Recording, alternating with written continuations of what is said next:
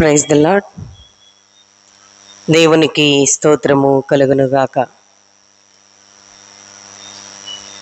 అవకాశం ఇచ్చినటువంటి దేవాది దేవునికి, అలాగే ప్రత్యేకంగా ఏర్పాటు చేసి పేరిచ్చినటువంటి దైవజనులకు ప్రత్యేకమైన వందనాలు. మీ అందరికీ శుభాశీస్సులు తెలియజేయచున్నా. అందరూ బాగున్నారా? చాలా సంతోషం. మొన్ననే కదండి బాగున్నారా అని అడిగారు. ఇంతలో ఏమైపోతాము అనుకోవచ్చు. క్షణము చాలు, ఆయన కృప మనకు తోడు లేకపోతే మనం నశించిపోవడానికి. ఆయన మనకు ఆశ్రయదుర్గముగా లేకపోతే, ఆయన మనకు కోటగా లేకపోతే, కొండగా లేకపోతే మనము ఏమైపోతామో కదా. ప్రియ దేవుని బిడ్డలారా, ప్రభువు నమ్మదగినవాడు, ఆపత్కాలంలో సహాయకుడిగా ఉంటూ ఉన్నాడు. ఈ శ్రేష్టమైనటువంటి ఈ సమయంలో మనము దేవాది దేవునికి స్తోత్రాలు చెల్లించాలి. ఎందుకంటే చక్కని వాతావరణము, మహాసభల వంటి ఈ ఏర్పాట్లు అన్నీ కూడా మనము ఆయనకు మరి సమీపంగా రావాలని, ఆయనతో మనం పెనవేసుకోవాలని, ఈ మలినమైన లోకములో నుండి ప్రత్యేకింపబడి దేవుని బిడ్డలుగా దేవుని స్వారూప్యములోనికి రావాలని ఆయన మన కొరకు ఎంత సమీపంగా వస్తున్నాడో చూడండి. ఎక్కడో ఉండాల్సినటువంటి మనల్ని ఇక్కడికి నడిపించి, దేవుని ప్రసన్నత ఎక్కడ పూర్తిగా పొందుకోలేరేమో, బయట కూర్చుంటే, అటు కూర్చుంటే, ఇటు కూర్చుంటే, మూలల కూర్చుంటే మనసు ఎటు తప్పిపోతుందోనని ప్రియులారా, ఆయనే మనకు ముందుగా ధ్వజమై నిలబడ్డాడు. 2025 సంవత్సరము శ్రమకాల ధ్యానములలో ప్రభు మనలను, మన కుటుంబాలను నిలువబెట్టి ఇంతటి ఆధిక్యత మనకు అనుగ్రహించినందుకు దేవాది దేనికి స్తోత్రం చెల్లిద్దాం. స్తోత్రం. ప్రియ దేవుని బిడ్డలారా, ఈరోజు ఏర్పాటు చేయబడిన లేఖన భాగము యోహాను సువార్త 8వ అధ్యాయము 1వ వచనము నుండి 11వ వచనం వరకు ఇవ్వబడిన అంశ భాగము ఆశ్రయ దుర్గము.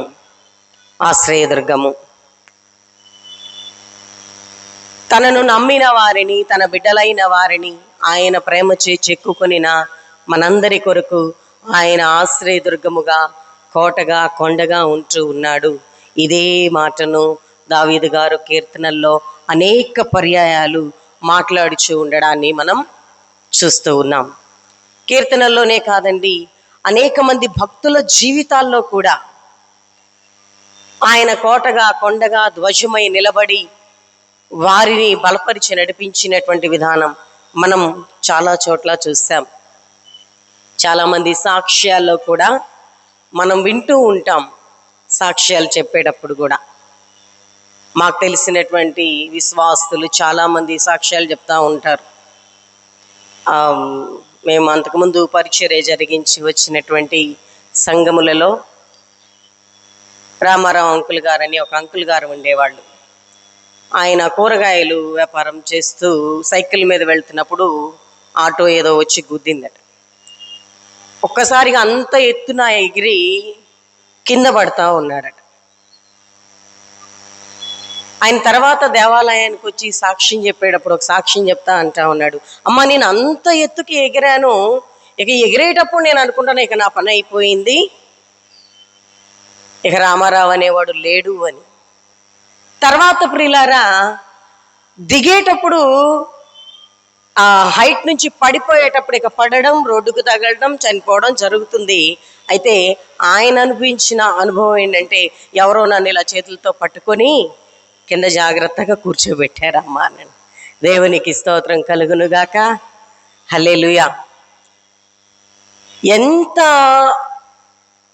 కాపరిగా ఆయన మనకు నిలబడుతున్నాడు. ఆయన సాక్ష్యం ఇచ్చారు. అలాంటి అనుభవాలు మన జీవితాల్లో ఎన్నున్నాయో మనం కూడా ఎన్నో అనుభవించాము ప్రియులారా. నేను కూడా బండి మీద వెళ్ళేటప్పుడు ఒకసారి కరెక్ట్గా అరండాలపేట పోలీస్ స్టేషన్ ఉంది కదా, పోలీస్ స్టేషన్ ముందు రోడ్లో అట్లా మధ్యలో పడిపోయే బండి మీద నుంచి. ప్రభు అటు బళ్ళు రానివిలా, ఇటు బళ్ళు రానివిలా, మళ్ళీ పడిన బండి నేనే లేపుకొని ఎత్తుకొని వచ్చేసాను. ఇదొక్కటే కాదండి, ఎన్నెన్నో. కానీ మన తండ్రి మనలను ఎప్పుడు కూడా విడిచేవాడు కాదు. ఆశ్రయదుర్గమైన దేవుడు. దుర్గము అనగా ఒక బలమైనటువంటి కోట, ఒక బలమైన గోడగా ఆయన మన కొరకు నిలవబడతాడు. ఎంతమంది విశ్వసిస్తున్నారు? నా యేసయ్య నా కోసం నిలబడ్డాడండి, నా కోసం ఆ కార్యాలు చేశారండి అన్నవాళ్ళు. దేవునికి స్తోత్రం. ప్రియ దేవుని బిడ్డలారా, చదవబడిన లేఖన భాగంలో కూడా ఈరోజు ఒక స్త్రీకి అలాగే ఆయన ఆశ్రయదుర్గముగా నిలబడతా ఉన్నాడు. లేఖన భాగమును మనం పరిశీలనగా చూస్తూ ఉన్నప్పుడు ప్రియులారా, చాలా చక్కగా పరిశుద్ధ లేఖన భాగంలో మాట్లాడుతూ ఉన్నాడు. ప్రభు అయినటువంటి యేసుక్రీస్తు వారు తెల్లవారగానే దేవాలయంలోనికి వెళ్ళి కూర్చుని ఉన్నప్పుడు, దేవుని మాటలు ప్రజలకు బోధిస్తూ ఉన్నప్పుడు ప్రియులారా, పరిసయ్యులు, శాస్త్రులు ఒక వ్యభిచారము చేత పట్టబడిన స్త్రీని ఆయన వద్దకు తీసుకుని రావడాన్ని మనం చూస్తూ ఉన్నాం. ప్రభు అయిన క్రీస్తును ప్రశ్నించడాన్ని మనం చూస్తూ ఉన్నాం. దానికి క్రీస్తు వారు సమాధానం ఇవ్వడాన్ని మనం చూస్తూ ఉన్నాం. అందరికీ సమాధానకర్త అయి ఆశ్రయదుర్గమై నిలబడడాన్ని ఇక్కడ మనం చూస్తూ ఉన్నాం. లేఖన భాగాన్ని వివరంగా మనం గమనించినప్పుడు ప్రియులారా, ముగ్గురిని మనం ప్రత్యేకంగా ఇక్కడ గమనించవచ్చు. ఒకటి, వ్యభిచారము చేస్తూ పట్టబడినటువంటి స్త్రీ. రెండవ వారు ప్రియులారా శాస్త్రులు, పరిసయ్యులు. మూడవ వారు ఎవరు కనపడతా ఉన్నారు అక్కడ? ఆశ్రయదుర్గమైన యేసుక్రీస్తు నాథుడు. ప్రియ దేవుని బిడ్డలారా, ఈ పట్టబడినటువంటి స్త్రీని మనం చూస్తూ ఉన్నప్పుడు ఇక్కడ ఈమెను గురించి ఏమీ రాయబడలేదు. ఆమె పేరు కానీ, ఊరు కానీ, స్థితిగతులు కానీ ఏమీ లేవు. ఆమెను గురించిన పరిచయం ఒకటే ఉంది. పరిచయం ఇప్పుడు నేనున్నాను. పాస్టర్ గారు వాళ్ళు ఏమని పరిచయం చేశారు? చక్రధర పాస్టర్ గారు, అరుణ చక్రధర్ గారు, ఈ మన మెయిన్ పాస్టర్ గారు ఇలా పరిచయం చేశారు.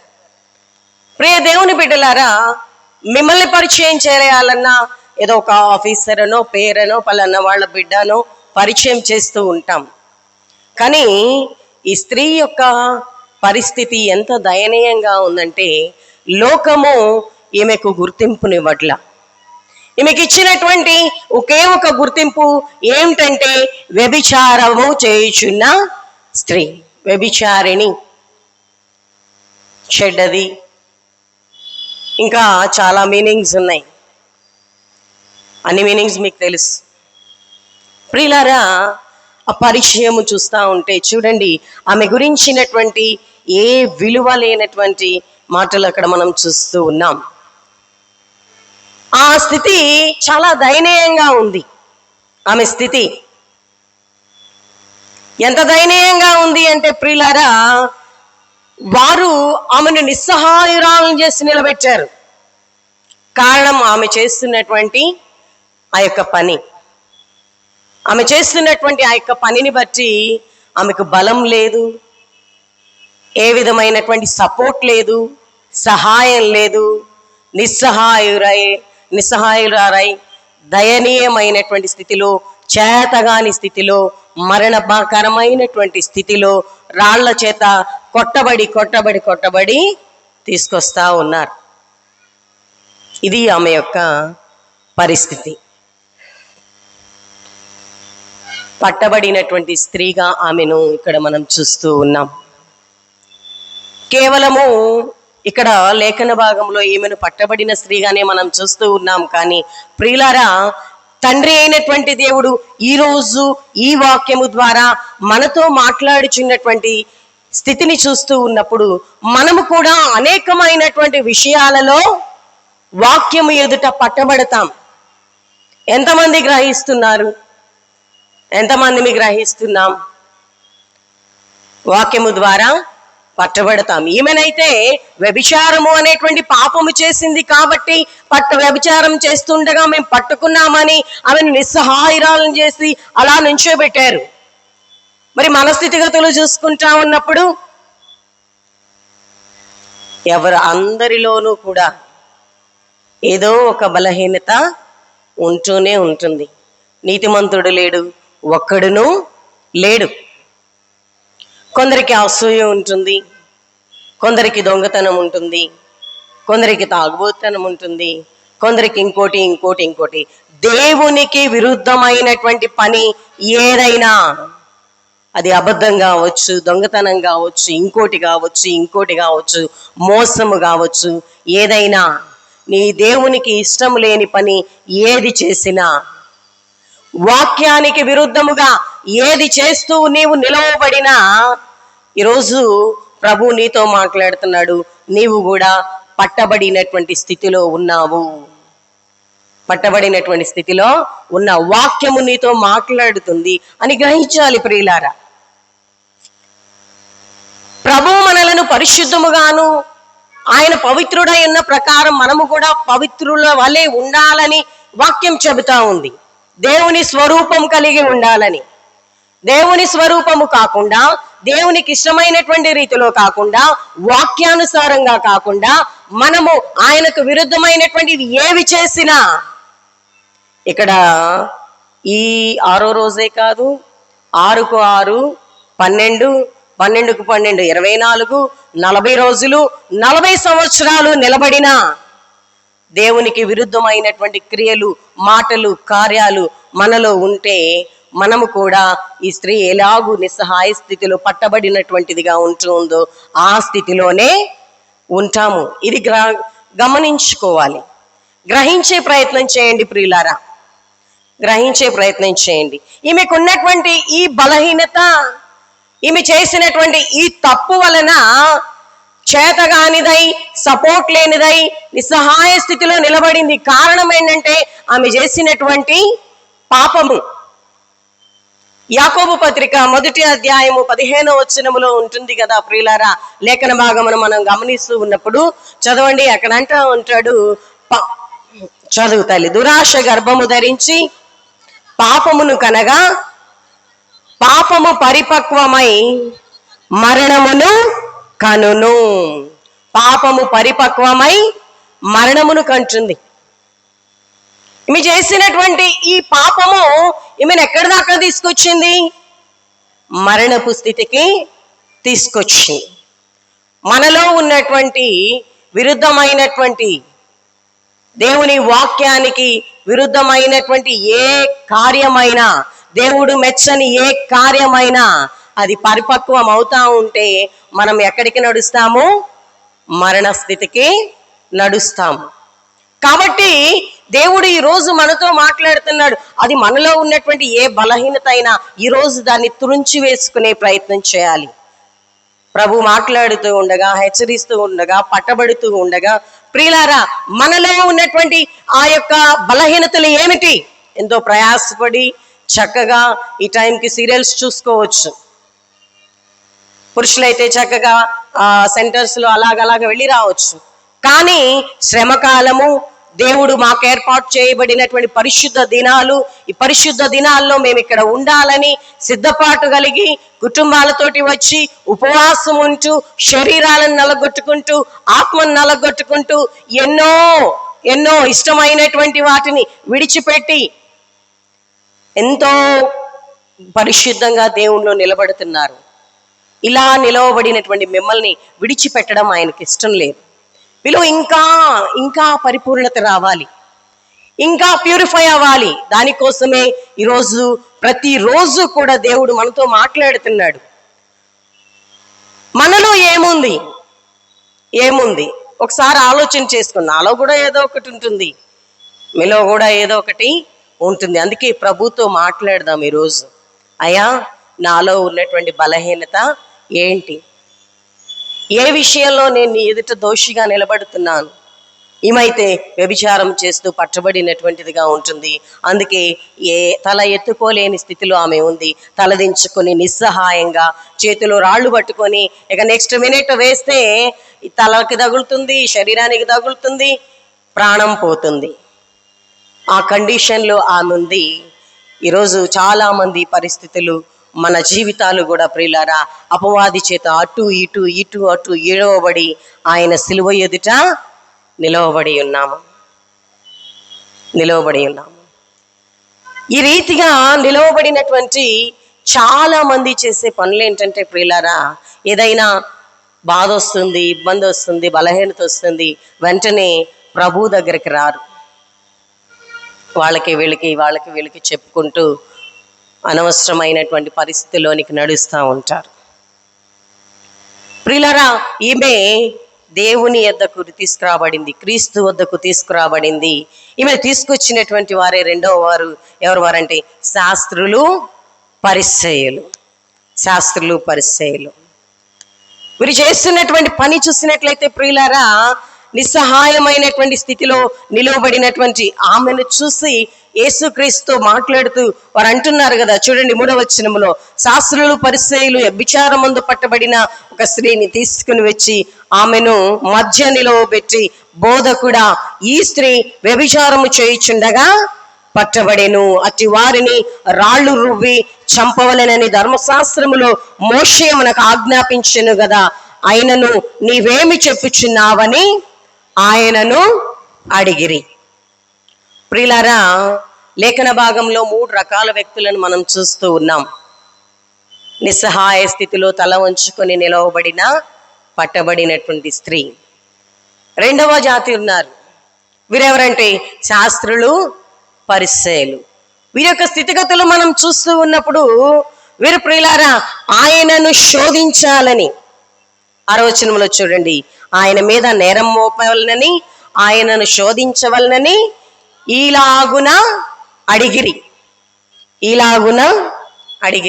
ఇప్పుడే కాదండి, ఈ శాస్త్రులు పరిసయ్యుల యొక్క పరిస్థితి మనం చూస్తూ ఉన్నప్పుడు ఇంకా 2-3 చోట్ల కూడా వారు ఇదే పని చేస్తూ ఉంటారు.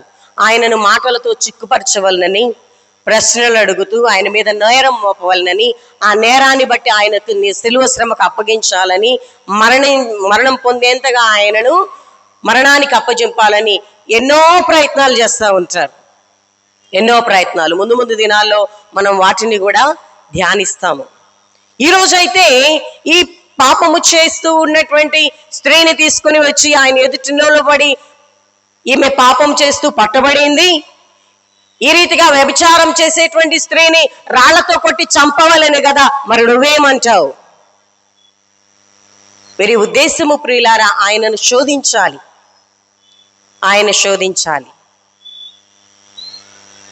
క్షమించి వదిలేసేయండి అని చెప్పారా? ధర్మశాస్త్రానికి విరుద్ధముగా ఈయన మాట్లాడుతున్నాడని నేరం మోపవచ్చు. లేదు అని రాళ్ళు రోమని చెప్పారా? అందరినీ క్షమించండి అని, క్షమ గురించి, దయ గురించి, రక్షణ గురించి చెప్తున్నాడు కదా, చెప్పేది వేరు చేసేది వేరు అని ఇదొక నేరము ఆయన మీద మోపవచ్చు అని వారు ఆలోచన చేస్తూ ఉండడాన్ని మనం చూస్తూ ఉన్నాం. అయితే ప్రియులారా, అసలు దేవునిని ప్రశ్నించే ముందు వీళ్ళ స్థితి ఏంటి? క్రీస్తునాథుని ప్రశ్నించే ముందు వీళ్ళ స్థితిగతులేంటి? వ్యభిచారము చేస్తూ పట్టబడినటువంటి స్త్రీని మేము తీసుకొచ్చాము, ధర్మశాస్త్రంలో రాయబడి ఉంది కదా అన్నారు. బాగుంది. ధర్మశాస్త్రంలో అసలు ఏమి రాయబడింది? చదవండి. లేవియకాండము 20వ అధ్యాయము 10వ వచనములో మనం చూస్తూ ఉన్నప్పుడు ప్రియులారా, చదువు తల్లి. పరుని భార్యతో వ్యభిచరించిన వానికి అనగా తన పొరుగు వాని భార్యతో వ్యభిచరించిన వానికిని ఆ వ్యభిచారిణికిని మరణ శిక్ష విధించవలెను. లేఖన భాగాన్ని జాగ్రత్తగా చదువుదాం ప్రియులారా. చూడండి ఏమంటా ఉన్నారు అక్కడ. పరుని భార్యతో వ్యభిచరించిన వానికి, తన పొరుగువాని భార్యతో వ్యభిచరించిన వానికిని, వ్యభిచరించిన వానికిని ఆ వ్యభిచారిణికిని, ఎవరెవరిని? ఇద్దరిని అంటా ఉన్నారు, ఇద్దరిని. మరి ఇక్కడ వీళ్ళు చేస్తున్నటువంటి పనేంటి? ఒక్కరినే తీసుకొచ్చారు. మరి వ్యభిచారము చేసినటువంటి పురుషుడు ఎక్కడ? వారు ధర్మశాస్త్రాన్ని అనుసరిస్తున్నారు, కరెక్టే. మరి ధర్మశాస్త్ర ప్రకారం మాట్లాడాలంటే ఇద్దరిని తీసుకురావాలి కదా. అదే కదా ధర్మశాస్త్రం చెప్తుంది, పరిశుద్ధ గ్రంథంలో అదే కదా రాయబడి ఉంది. ఇద్దరిని తీసుకురావాలి. మరి ఒక్కరినే తీసుకొచ్చి ఈమెను రాళ్లతో కొట్టి చంపాలి అనేటువంటి మాటలు వీరు మాట్లాడడంలో ఏంటి వీరి ఉద్దేశము? ప్రియులారా, శాస్త్రులు పరిశీలన గురించి ప్రభు అయినటువంటి యేసుక్రీస్తు వారు మాట్లాడుతూ మత్తయి సువార్త 23వ అధ్యాయంలో అంటూ ఉంటారు, వారు మీ మీద అనేకమైన భారములు మోపుతారు, వారు చెప్పుదురే గాని చేయరు, వారు చెప్పుదురే గాని చేయరు. వారు సున్నము కొట్టినటువంటి సమాధుల వంటి స్థితిలో ఉన్నారు. పైకి మాత్రమే వేషధారణ కలిగినటువంటి వారై అంతరంగమందు అంతయు కూడా కంపుగొట్టినటువంటి మనస్తత్వాలు కలిగినటువంటి వారు. నేడు చాలా మంది అదే స్థితిలో ఉంటూ ఉన్నారండి. పైకి మాత్రం పెద్దల వలె, పైకి మాత్రం విశ్వాసుల వలె, పైకి మాత్రం ఎంతో పద్ధతి కలిగిన వారి వలె ఉంటూ ఉంటారు. ఒక మాటలో చెప్పాలంటే ప్రియులారా, బయటపడినంత వరకు అందరూ దొరలేనంట. బయటపడినంత వరకు అందరూ దొరలే. బయటపడిన తర్వాతే నిజం అనేటిదంటిది తెలుస్తుంది. ఇక్కడ చూస్తూ ఉన్నప్పుడు ప్రియులారా, ఈమెను స్త్రీని బలహీనురాలని చేసి ఈమెను ఒక్కదాన్ని తీసుకొచ్చి అక్కడ నిలబెట్టారు. అక్కడే వాళ్ళ యొక్క దుర్మార్గమైనటువంటి మనసు అర్థమవుతుంది కదా. అన్యాయమైనటువంటి మనసు, దుర్మార్గపు మనసు. పెద్దలు అంటూ ఉంటారు కదా ప్రియులారా, తమ్ముడు తనవాడైనా ధర్మమే పలకాలి, తమ్ముడు తనవాడైనా ధర్మమే పలకాలి. పరిశుద్ధ గ్రంథం కూడా అదే చెప్తుంది ప్రియులారా. మరి ఇక్కడ ధర్మం ఏది? ధర్మశాస్త్రం అంటున్నారు, కానీ దానిలో ధర్మం లేదు. ధర్మం అనుసరించిన వారు వచ్చి ప్రియులారా యేసుక్రీస్తుని శోధిస్తూ ఉండడాన్ని అక్కడ మనం చూస్తూ ఉన్నాం. కారణం ఏంటంటే వారి యొక్క ఉద్దేశం ఒకటే, నేరం మోపాలి యేసయ్య మీద, ఆయన మీద నేరం మోపాలి, ఆయన ఏదో ఒక విధంగా శోధించాలి. విశ్వాస జీవితంలో ముందుకు సాగుతున్నటువంటి మన జీవితాల్లో కూడా ప్రియులారా ఇటువంటి పరిస్థితులు ఎదురవుతూ ఉంటాయి. ఏదో ఒక విధంగా అపవాది శోధించాలని అనేక విధములైనటువంటి శోధనలు కలుగు చేస్తూ ఉంటాడు. వ్యక్తుల ద్వారా కలుగు చేస్తాడు, పరిస్థితుల ద్వారా కలుగు చేస్తూ ఉంటాడు. కానీ యేసుక్రీస్తు గుణగణాలు కలిగిన వారమై, ఆయన వాక్యాన్ని కలిగిన వారమై, వాడగలిగిన వాక్యాన్ని ఖడ్గములాగా ధరించి ప్రతి దానిని మనం జయించాలి. గడిచిన ఆదివారం మనం ధ్యానించాం కదా లేఖన భాగంలో. అపవాది యేసయ్యను శోధించడానికి 3 రకాల శోధనలు గురి చేసినప్పుడు యేసయ్య వాక్యం ద్వారా ఖండించారా లేదా? అలాగూ ప్రియులారా శోధనలు అనేక రీతులుగా వస్తూ ఉంటాయి. మనుషుల ద్వారా ఏదో ఒక విధంగా పరిచర్య చేసేటప్పుడు కావచ్చు, విశ్వాస జీవితంలో ఎదిగేటప్పుడు కావచ్చు, కుటుంబాలను కట్టుకునేటప్పుడు కావచ్చు, శోధనలు ఎదురైనప్పుడు ప్రియులారా బలహీనుల వలె ఆ శోధనలో పడిపోకుండా వాళ్ళన్నారు, వీళ్ళన్నారు, వాళ్ళని చూసి అంటున్నారు, వీళ్ళని చూసి అంటున్నారు అంటూ వాటిని బట్టి బలహీనులు కాకుండా అంతకంతకు వాక్యం ద్వారా బలం పొందుకునేటువంటి వారుగా ఉండాలి. వీరి యొక్క పరిస్థితి చూస్తూ ఉన్నప్పుడు ధర్మమే లేనటువంటి వీరు ధర్మశాస్త్రాన్ని గురించి చెప్తా ఉన్నారు. ధర్మశాస్త్రాన్ని గురించి అటువంటి భయంకరమైనటువంటి పరిస్థితి, హృదయ స్థితి కలిగినటువంటి వారై యేసయ్యను శోధిస్తూ ఉండడాన్ని అక్కడ మనం చూస్తూ ఉన్నాం. శోధిస్తూ పదే పదే వారు ప్రభువుని అడుగుతూ ఉండగా ఆయన చేసినటువంటి పని ఏంటంటే ప్రియులారా, ఆయన వారిని చూశారు. అక్కడున్న పరిస్థితి అంతా చూశారు. చూసి నేల మీద వంగి ఏదో రాస్తా ఉన్నారట. మళ్ళీ అడుగుతూ ఉన్నారు. మళ్ళీ అడుగుతూ ఉన్నప్పుడు ప్రియులారా, ప్రభు అయినటువంటి క్రీస్తు వారు లేచి వారిని చూసి మాట్లాడినటువంటి మాట మనం చూస్తూ ఉన్నట్లయితే చూడండి, అక్కడ అంటా ఉన్నాడు ప్రియులారా 7వ వచనంలో, వారు ఆయనను పట్టు వదలక అడుగుచుండగా ఆయన తల ఎత్తి చూసి, మీలో పాపము లేనివాడు మొట్టమొదట ఆమె మీద రాయి వేయవచ్చునని వారితో చెప్పి మరలా వంగి నేల మీద వ్రాయుచుండెను. వారిని చూసి ఒకటే ఒక మాట, మీలో తప్పు చేయని వాడెవడో వారు మొదటి రాయి ఆమె మీద వేయండి అని చెప్పి మరలా రాస్తా ఉన్నారు. ప్రియులారా, ఆశ్రయదుర్గం అయినటువంటి యేసయ్య ఆమె పక్షాన ఆశ్రయదుర్గమై నిలబడతా ఉన్నాడు. ఏమి చేయలేని స్థితిలో, నిస్సహాయ స్థితిలో, అన్యాయమైనటువంటి దుర్మార్గపు మనస్సు కలిగినటువంటి మనుషుల మధ్యలో నిలబడిన ఆమె పక్షాన ఎవరు నిలబడ్డారు? యేసయ్య నిలబడ్డాడు. యేసయ్య నిలబడి ప్రియులారా వారితో మాట్లాడుతూ ఉంటూ ఉన్నాడు, మొట్టమొదటి రాయి వేయండి, మంచిదే, రాళ్ళు రువి చంపమని రాయబడి ఉన్నది. అయితే వారి హృదయాలు ఎరిగినటువంటి యేసయ్య వారితో మాట్లాడుతూ ఉంటున్నాడు, ఎవరు పాపము చేయలేదో వారు మొట్టమొదటి రాయి ఆమె మీద వేయండి అని చెప్పి మరలా రాస్తూ ఉండడాన్ని చూస్తా ఉన్నాం. ప్రియులారా, ఆయన మహాజ్ఞాని.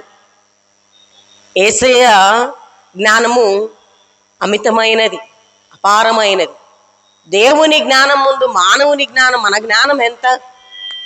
ఒకరోజు ఒక వ్యక్తి రోడ్డు మీద ఇలా నడుచుకుంటూ వెళ్తా ఉన్నాడట. దారిలో నడుచుకుంటూ వెళ్తా ఉంటే కాలికి పెద్దగా ఒకటి తగిలిందట. ఏంటా అని కింద చూస్తే పెద్ద గుమ్మడికాయ. వెంటనే ఈ వ్యక్తి అనుకున్నాడట, అసలు దేవుని జ్ఞానమే లేదు, ఇంత పెద్ద గుమ్మడికాయ ఇక్కడ కింద కాపిచ్చాడు అని చెప్పి అనుకుంటూ ఆ కాలుకి తగిలిన దెబ్బను బట్టి అలా నడుస్తా వెళ్తా ఉన్నాడట.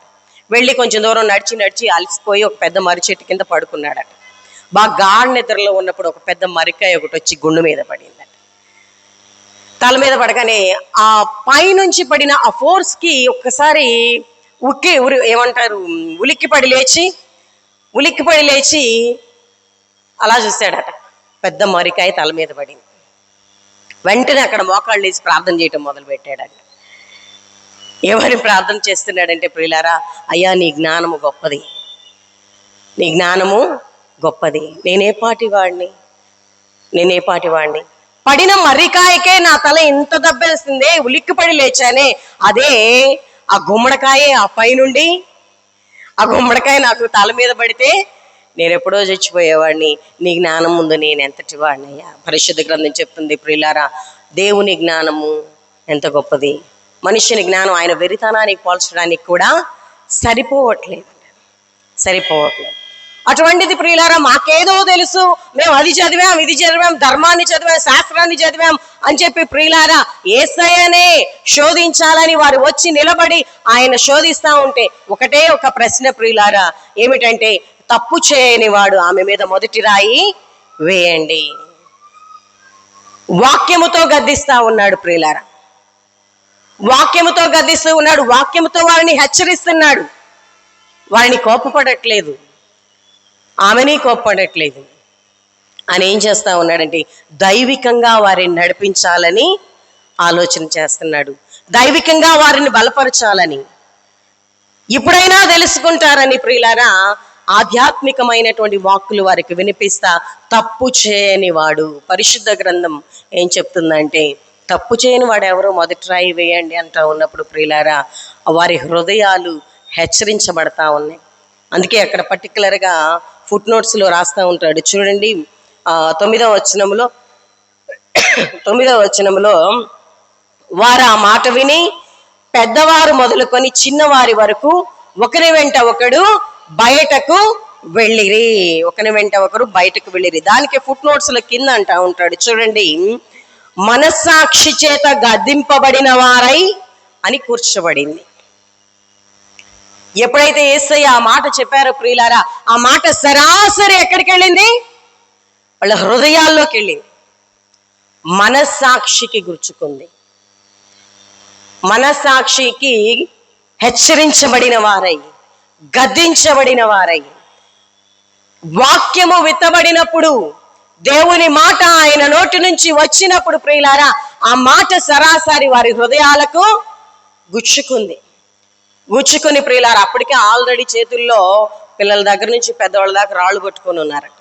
ఇంత రాళ్ళు పట్టుకున్నటువంటి వారు ప్రియులారా, అక్కడ ఆమె నిలిచింది, యేసుక్రీస్తు వారు అక్కడ ఉన్నారు, రాళ్ళు చేత పట్టుకొని వాళ్ళు ఇక్కడ నించుని ఉన్నారు, రెడీ యేసయ్య అంటే వేసి పడేద్దాం. కానీ ఎప్పుడైతే జీవవాక్కు బయలుదేరిందో, ఆశ్రయపురమైనటువంటి, ఆశ్రయ దుర్గమైనటువంటి, కోట అయినటువంటి, కొండ అయినటువంటి యేసయ్య ఆమె ఎదురు నిలబడి మాట్లాడారు ప్రియులారా, ఎత్తబడినటువంటి రాళ్ళు కింద పడిపోయినాయి.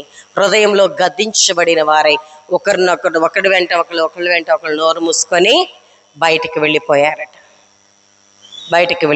ప్రియులారా, హృదయంలో గద్దింపబడినప్పుడు జరగాల్సినటువంటి మార్పు మరి మనకు కూడా అనేక మార్లు దేవుడు వాక్యం ద్వారా గద్దిస్తూ ఉంటాడు, హెచ్చరిస్తూ ఉంటాడు. మరి ఎన్నిసార్లు గద్దించబడ్డాము?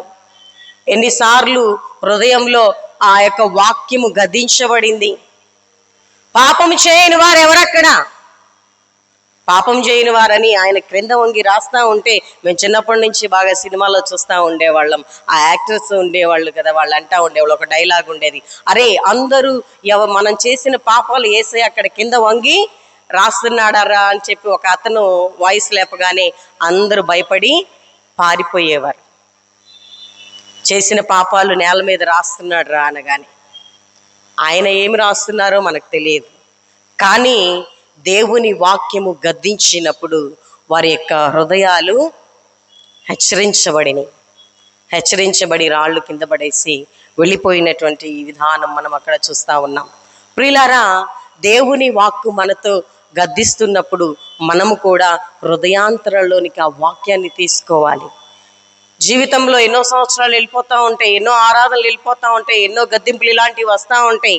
ఒకసారి వింటాం, మారు మనసు పొందుతాం, పరిశీలన చేసుకుంటాం, మరలా 4 రోజులు అవగానే మరలా అదే స్థితి వచ్చేటువంటి విధానం చాలా మందిలో ఉంటుంది. ఇక్కడ వారికి గద్దించబడింది, ఆమెకు గద్దించబడింది. ప్రభు వాక్యము ఆమె ఎదురుగా ఆశ్రయదుర్గమై నిలబడింది. కలిగినటువంటి మార్పు ఏంటంటే ప్రియులారా, ఇక్కడ గద్దించబడినటువంటి వారు సిగ్గుతో తల వంచుకొని వెళ్ళిపోయారు.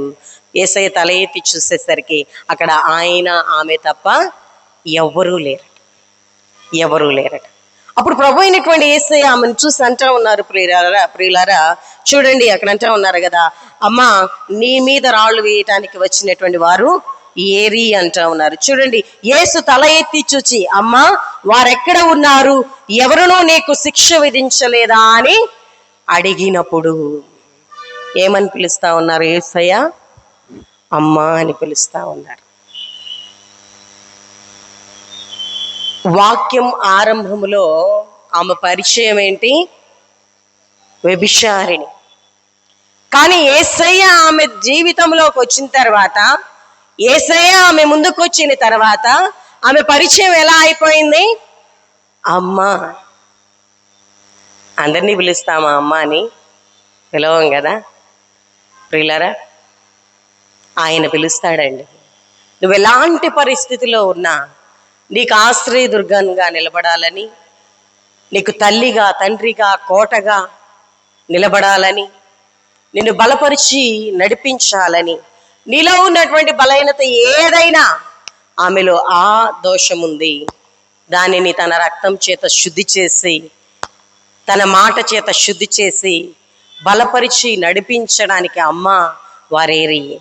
ఎవరూ శిక్షించలేదా అంటే లేదయ్యా అంటే నేనును శిక్షించను, ఇకపై నేరము చేయకు. పాపాన్ని సపోర్ట్ చేశారా? లేదండి.